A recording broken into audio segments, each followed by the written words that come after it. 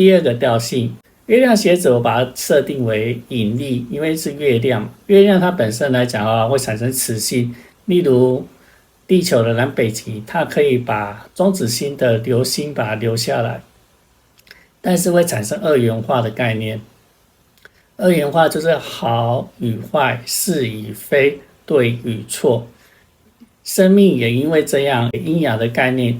例如男生跟女生合体之后会产生下一代的概念，